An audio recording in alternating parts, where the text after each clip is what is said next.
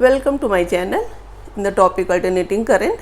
Today we will discuss about transformers, a very common device you must have seen near the park in your colonies, and it is also used in powerhouses. As per its name, it transforms the voltage from high to low value or low to high value. So what is transformer?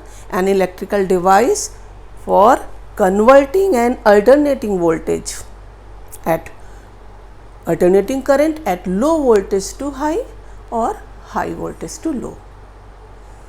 As per its name, transformer, it is transforming, suppose, low voltage to high. That means in its input low voltage is applied and it converts it into the high voltage.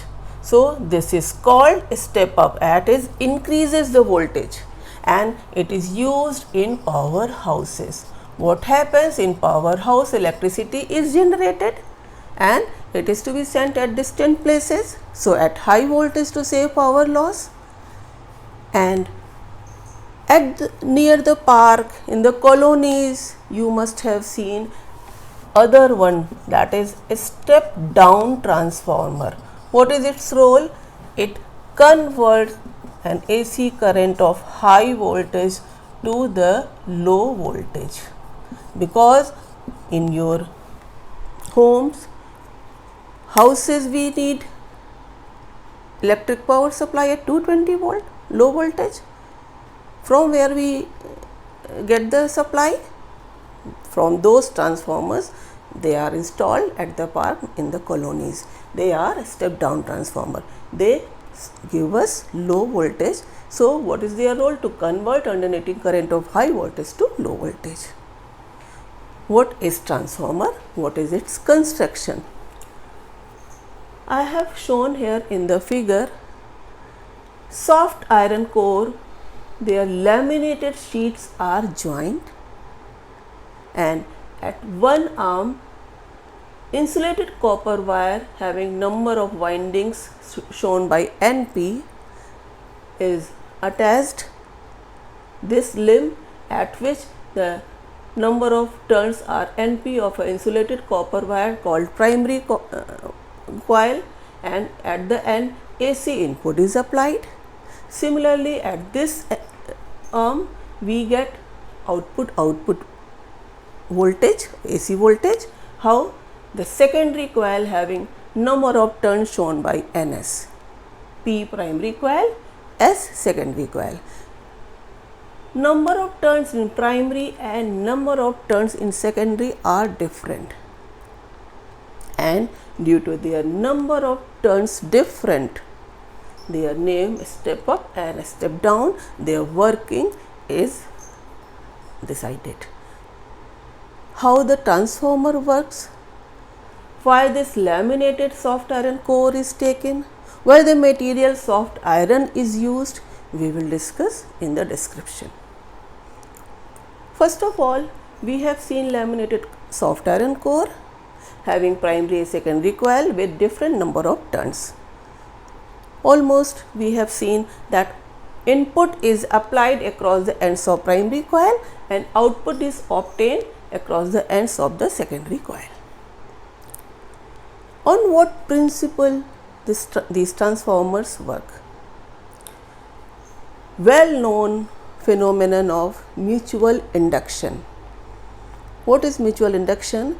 If two coils are placed near each other, and if current is varying through one coil, then induced EMF is produced in the other coil. Here we have two coils. So what is the principle of transformer? Mutual induction. Now how the transformer work? We have seen the principle of transformer, mutual induction. Now you know that in the primary coil, across the ends of the primary coil, the AC input is applied. applied? Since AC, variable current, is applied to this coil, primary coil. Suppose I am showing this primary coil. What do you know that if the current flowing through the coil like a solenoid, what is the magnetic field, and magnetic field lines are parallel to the axis? What is magnetic field given by mu naught and I? This magnetic field will be constant or changing? Can you tell? It depends on I. Which type of I?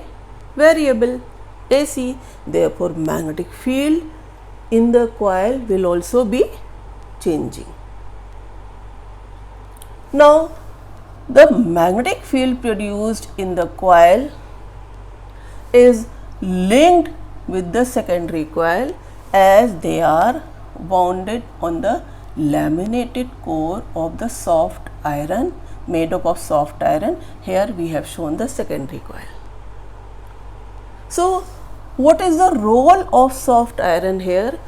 To trap all the field lines within it. This is the use of soft iron. So, its permeability is high, all the field lines will remain trapped, and suppose this all the field lines. So, if I show here that this is the core, I am showing not the laminations, then what will happen? All the field lines, they are trapped within the core and they are passing through the secondary coil like this.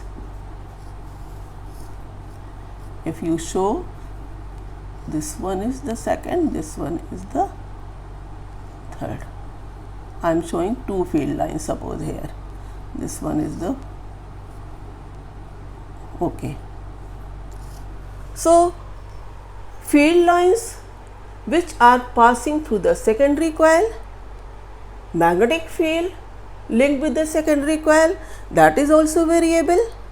So, when an alternating voltage is applied to the primary coil, then the resulting current produces EMF in the secondary coil.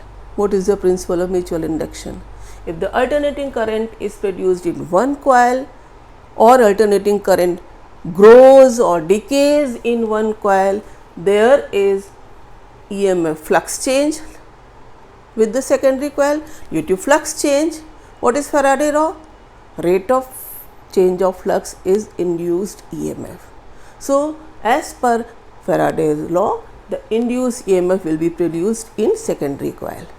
So, what I am telling here, that if this is the primary coil in which AC input is applied, variable current is I. So, variable will be the magnetic field. This magnetic field will be linked with the secondary coil, and variable magnetic field produces magnetic flux, that is also variable, and magnetic flux, rate of change of magnetic flux is EMF. So, we can describe the working of transformer by assuming that let in one turn of primary, the flux is phi, and you know phi is equal to, what is phi? Phi is equal to BA. So, since phi equal to, that phi is equal to BA, we have seen here for one turn the flux is phi. Suppose this is the one turn, its area is same as the area of this turn, and magnetic field is same, which is linked from one arm to the other arm, that remains same. We have ideally considered there is no flux leakage. Total flux produced in primary coil is linked with the secondary coil. So, total flux in one turn in the primary coil will be same as flux in one turn of secondary coil.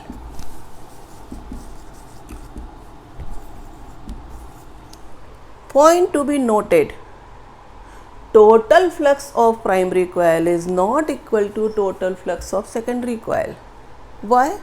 In one turn flux is phi here, this is the turn, and if I am showing this turn, then flux is number of lines perpendicular to the area. Here also this area is also same as this area. Magnetic field lines are same, all are supposed to be trapped in the core. So since B and A both are same for one turn of primary and secondary coil, therefore flux in one turn of primary coil is same as flux in one turn of secondary coil.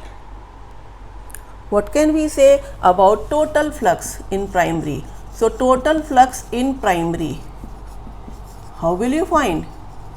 What is the total flux? NP into phi. Phi is the flux in one turn, number of turns are NP. Therefore, this is the total flux. What will be the total flux in secondary? NS into phi, because number of turns are different, but flux in one turn is same. Now, as we know that this is the total flux, within the primary, self-induced EMF will be as per Faraday law. This EMF, suppose it is written by EP, then what will you write EP? EP is minus net flux in primary, its rate of change of net flux. So what will you write here? Minus NP into d phi by dt. Same will be the flux if you have seen for one turn, that is phi, then the total flux in secondary. So you will write total flux in secondary coil, that will be NS into phi. Therefore, the induced EMF produced in the secondary coil as per Faraday's rule will be minus NS d phi by dt. This is the equation number 2. Now, if you divide the second equation by the first, what will you get? ES upon EP equal to NS upon NP, a relation which is in terms of number of turns in secondary and primary and the induced voltages EMF across primary and secondary coil. This formula is used to find the number of turns in primary or secondary coil and how the induced voltages. We have discussed this by considering the current in the primary circuit is very less, as well as resistance of the primary coil is almost neglected, very less. Output, its ends we have supposed to be free, no load is connected, we have assumed. Now for the ideal transformer, remember one thing, that transformers work only with alternating current. 1 mark question is asked that will the transformer work with DC? No, because DC is a steady constant current and variable current is applied here. So variable current is alternating current. What happened that this expression is obtained when we have considered the total flux is linked with the secondary, resistance and current in the primary is negligible, also current in the output is very low. Transformer does not amplify power. What does it mean? Power input equal to power output. This is the ideal case. What is power formula? We note E P I P equal to E S I S. You know, voltage into current is power. So you can write this relation. From this relation, what do you get here? This IP upon IS equal to ES upon EP. And efficiency of transformer, efficiency is given by output power upon input power into 100. So if in any of the question transformer is said to be efficient, 100% efficient, then this relation is used. Otherwise, in all questions normally we use this relation. So this IP upon IS, ES upon EP is obtained when we have considered that transformer is ideal one. There is no power loss. So we have seen that if NS is more than NP, that number of turns in secondary is more than number of turns in primary, as I have shown here. Which type of transformer is this? Since NS is more, from this relation what will you get? ES also more, output voltage will be more, and step up transformer gives high voltage, then ES will be more for step up transformer. So how will you recognize which type of transformer is shown? If the secondary number of turns are more than primary, then transformer is step up, it will give output of high voltage. And step down transformer, what will you find? That if low voltage is obtained. So which transformer is in your colony? Step down transformer, it gives you low voltage, and for step down transformer NS is less than NP. So this is all about the transformer and its working. We have assumed these relations taking the ideal conditions, but what happens? Practically in transformers, P input is never exactly equal to P output. There is some loss of energy. So what are these losses? We will discuss. Transformer losses. Look, the first one is flux leakage. I am going to discuss transformer losses, energy losses, how they are minimized. So first one is flux leakage. What is flux leakage? Normally in these number of turns, we suppose the total magnetic field lines are linked and they are linked with the secondary coil. What happens if suppose I consider this turn? So if the current is, the turn is in this direction, although it is AC, it changes at any instant. Suppose it is in this like this, then what we observe that at the vicinity of the coil, the closed magnetic field loops are obtained. So through the coil, all the field lines which are supposed to be trapped, exactly it is not so. What happens that the field lines which are forming the closed loops will come out. So we can say all the field lines are not supposed to be forming the total flux which is exactly within the core. Some of the field lines, they are forming the closed loop, are outside the loop, outside the core. Hence it is called flux leakage. What is done to minimize this flux leakage? We take the soft iron core, because the material of soft iron has high permeability, it traps maximum field lines through it.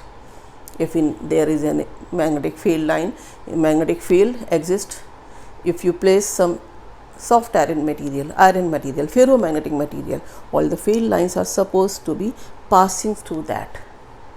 So we can minimize by taking soft iron core. That's why I have written here.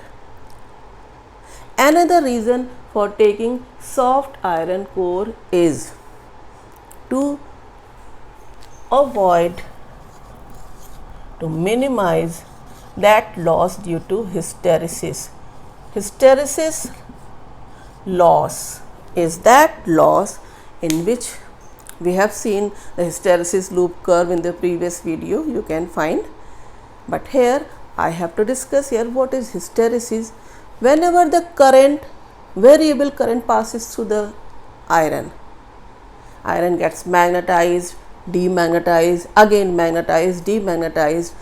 Remember that we draw the IH loop and this is I and this is H. For soft iron this loop is small, narrow, and for steel the loop is thicker and have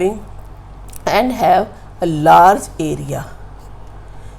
Larger is the area, more is the energy lost during the cycle of magnetization and demagnetization. So one question is also asked that instead of soft iron you can use steel. It is also ferromagnetic material. But why the steel is not preferred? Earlier steel was used because steel material has larger area of hysteresis loop, area is more, then energy loss is greater. So to avoid energy loss due to hysteresis and flux leakage, we use soft iron as a material. Soft iron has high permeability also. The third loss is eddy current loss. This also we have discussed. What are eddy currents? Eddy currents are formed, they are induced current. They are formed within the bulk of material. Throughout the bulk, within the whole volume, and material is metal, then what happens, sometimes the lot of heat is produced, as the heat is I square RT. Since metal has high current, square of that will be more, so eddies are formed in the furnaces. Here if we have taken this iron frame, then in the bulk, if you will not take the laminated one, then in the bulk, in the 3D, the eddy current loops will be produced. Why? Because we have applied AC input. AC input means variable current. Variable current will induce variable magnetic field, variable magnetic flux, then rate of change of magnetic flux is induced EMF. This induced EMF will be linked in the coil and will be linked in the core. So the induced EMF or the induced current produced in the core, and the core has some resistance, although soft iron, then what will be the energy loss? I square RT. What is I? This eddy current. How to minimize it? That's why it is written laminated soft iron core. If instead of taking one solid core of the soft iron, if we cut into the slashes and we join all the slashes by having insulating liquid in between them. Now what will happen, as I have shown this 1, 2, 3, 4 these slashes, whole thickness is divided into laminations, and each lamina, in between two lamina there is insulation of a liquid, insulating liquid. Then the current will become weak, as now the current will be produced in one loop, then it has to pass in the other loop. There is insulating liquid in between them, then eddy current can be minimized and eddy current losses can be minimized. Next one is resistance losses, or it is also called copper losses. You know these coils, they are made up of insulating copper wire. Copper also is a good conductor but has certain resistance. Again, the I square RT will be the heat produced in the copper wire. How to avoid, how to minimize this heat? You take the thick wire. Thick wire means, you know, R is rho L upon A. If thick will be the wire, resistance will be less. Now thick wire is very costly. So at the end where the current is more, you know I square RT is the formula. More is the current, you use lesser resistance. So you can use at that end thick copper wire. You can use at both ends, but to have less cost, use the thick copper wire at that end where the current is high. So in this way the I square RT loss of energy due to resistance of copper wire can be minimized. So these are the ways in which the transformer losses are minimized. Transformers are used in stabilizing the voltages, even in TV and radio transmitters. Also, the best way, in one question I have seen that this was the transformer, figure was given like this, and it was given that which will you use as the best coupling. Two coils are inductively coupled but they are separate. This is the core type transformer. Here we have seen the core is surrounded by the coils largely, and if we take primary coil here in this way, and at the same core the secondary coil, if I show here with the dotted lines, this one is taken, then both the coils are wound on the same limb. So maximum coupling is here. One question I have seen, it was asked that you will prefer this type of primary and secondary coupling or this. So what will be your answer? That this is the shell type transformer and this is used in TV radio transmitters. This is the modern type of transformer. Here maximum coupling. The current in primary produces magnetic field and whole magnetic field flux is linked with the secondary coil. Look, both the coils are wound at the same arm. So this is called shell type transformer. This is called core type of transformer. So this is all about transformer, its construction, principle and working. I hope you must have enjoyed it. Thank you.